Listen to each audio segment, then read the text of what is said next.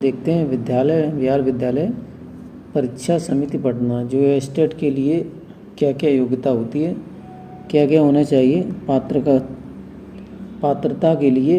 सारे क्वेश्चन सभी जानते हैं, ऑप्शनल होते हैं और इसमें नेगेटिव मार्किंग नहीं होती है।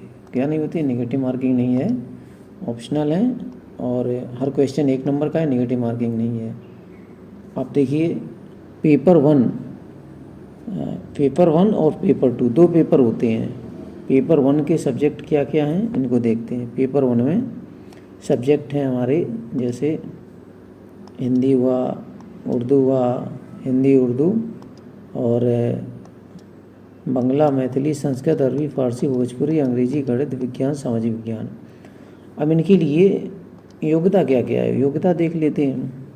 योग्यता की बात की जाए कि कम से कम ग्रेजुएशन में 50% होना चाहिए, ठीक है, और ग्रेजुएशन या पोस्ट ग्रेजुएशन और साथ में बीएड कंपलसरी है, बीएड। इसके बाद कुछ और भी ये योग्यताएं हैं। अब इसमें आगे आते हैं, कुछ सब्जेक्ट दिए हैं। शारीरिक शिक्षा में ये दिया है वैकल्पिक विषय के रूप में वैकल्पिक विषय के रूप में शैक्षिक में 50% स्नातक होना चाहिए।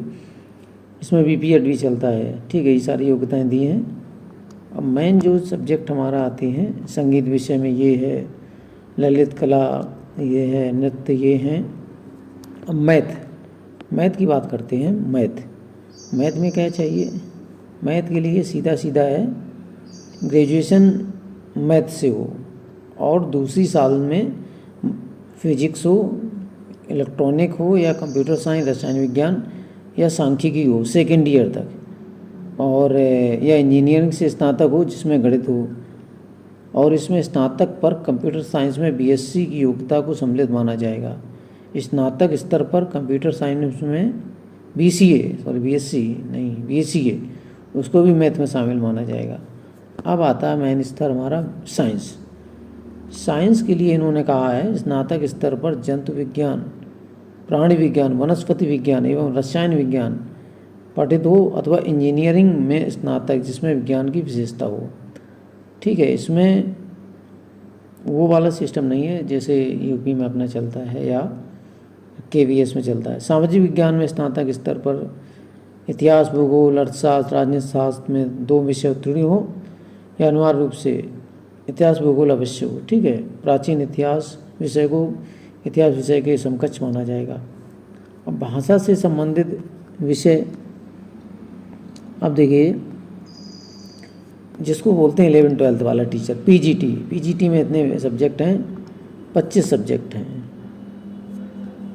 25 सब्जेक्ट में वाणिज्य में कम से कम, वाणिज्य की बात हो रही, वाणिज्य में ये रहा वाणिज्य जिसको बोलते हैं कॉमर्स में ग्रेजुएशन होनी चाहिए और इसके बाद किसी मान्यता प्राप्त विश्वविद्यालय से पोस्ट ग्रेजुएशन और प्रशिक्षण रहता बीएड। कंप्यूटर साइंस में DIOS द्वारा A किसी विषय में उत्तीर्ण, ठीक है।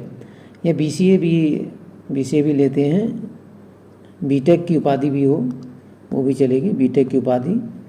कंप्यूटर में पोस्ट ग्रेजुएशन भी हो, कंप्यूटर में पोस्ट ग्रेजुएशन डिप्लोमा भी चलेगा, ये पोस्ट ग्रेजुएशन। MCA भी चलेगा, या समकक्ष वाले भी इन्होंने दे रखे हैं, BCA भी मान्य है। इसके बाद बहुत सारी डिप्लोमा DIOS